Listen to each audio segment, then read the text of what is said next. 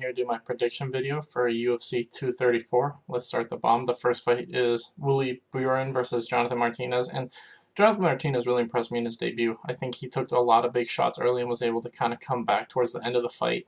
I thought he lost it, but I feel like he showed that he's a good volume fighter and he has a solid chin, and his overall ground game is good enough where he can keep it on the feet. To me, Buren is just a decent grappler and that's it. I don't think he's that impressive overall. I think that Martinez will keep this on the feet and eventually win by TKO, probably in like the second or third round. Next we got Callan Potter versus Jillian Turner, and to me, Turner, he looked decent in his debut, but I felt like he was starting to slow down, and I think that's his entire career in a nutshell. He's a fast starter, but he fades really fast. I think if Potter can just avoid getting hit with a big shot early, he'll win this. I think his overall grappling game is better than Jillian's too, so if he gets this to the ground, I think he'll win by submission pretty easy. It's just the first 5 minutes. I think Jillian is good enough to catch most people in that first 5 minutes. He's a really good striker for that time, but if Potter can get this to the second, I think he takes it to the ground easy and wins by submission. That's what I see happening. Next, we got Lando Vannata versus Marcos Rosa. And Marcos Rosa, I don't even know how he's getting this fight. They literally just want to give Vannata an easy win because I looked him up and his record's super mediocre. He's like 7-4. And he doesn't look like this huge prospect or anything. I think Vannata's just going to wipe this dude out in the first like 3 minutes. I think Vannata's just going to light him up with a big shot really early. Next, we got Ishihara Teruto versus Kyung Ho Kang, and to me, Teruto has just shown he's not that great. He's a good striker, but that's about it. He gasses, and his overall grappling is just mediocre. I think Kang, he's got the much better conditioning and the much better grappling. I think, other than the first 5 minutes, I don't think Ishihara has a huge chance of winning this. I think the longer this fight goes, the significant advantage it moves to Kang. And I think towards the end of the second, maybe early third, Kang's going to win by submission. Next, we got Kaya France versus Rulian Pavera, and to me, Pavera is just a good wrestler. I think Kaya France is the better overall grappler and the much better striker. I don't think Pavera is going to be able to take this fight to the ground. I think France is just going to be able to keep this on the feet and outstrike him for 3 rounds. He might even get by a knockout towards the end. But yeah, I just think Kaya France wins this easy.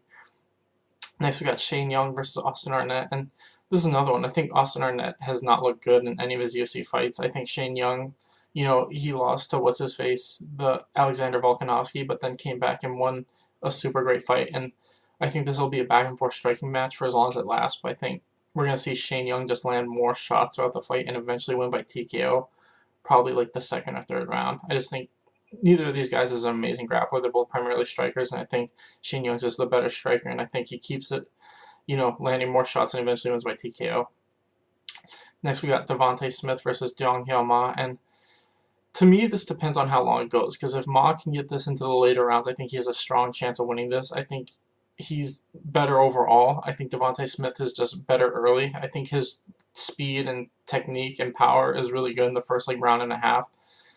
It just depends on if Dong can get it to the later rounds. If Dong can keep a decent pace on this guy and eventually drag it to the ground later, I think he can win by submission. It just depends, because like I said, I think the first round and a half Smith's a lot better, and this is kind of a coin flip. It's just who does what in which half of the fight. I'm going with Ma, but like I said, I could easily see this going for Smith. This is probably one of the toughest fights on the whole card to call, just because, like I said, Smith early, Ma late. It's just whoever you think is going to win, and I'm leaning towards Ma. I think he gets a third round rear naked choke.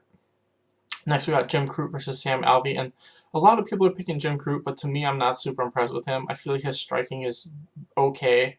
I think he leaves himself kind of wide open for a lot of shots. He swings really wide. I think he's primarily just a jiu-jitsu guy with good wrestling. And he's a very top-heavy guy, and that's about it. I think Sam Alvey's got phenomenal takedown defense. I can't remember any fight where he just got repetitively taken down. Like, he'll get pushed up against the fence every now and then, but he's good at throwing volume when he's up against the fence. And I think that that'll tire Crute out when he's going for takedowns and can't get him. And like I said, I think that his wide swings is going to make it easy for Sam to counter him. And I think sooner or later, Sam's going to land that counter shot and win by knockout. I think it's going to happen in the first or second round. Next, we got Montana De La Rose versus Nida Kassim.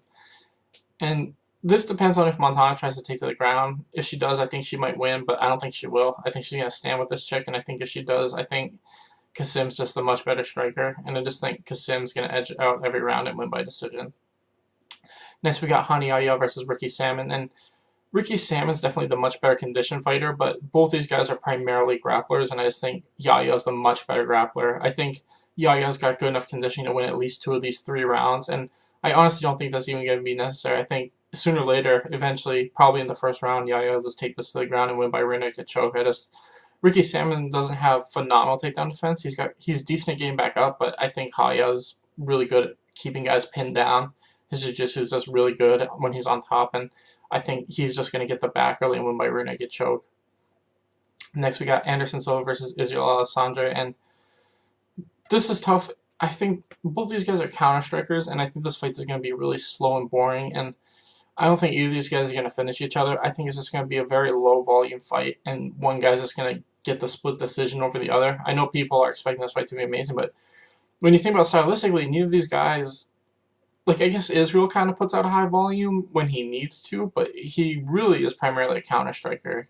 Like, when he doesn't try to attack unless he has to, or if he just has a huge advantage over guys. Like, if you watch a lot of his fights, it's primarily counter fighting.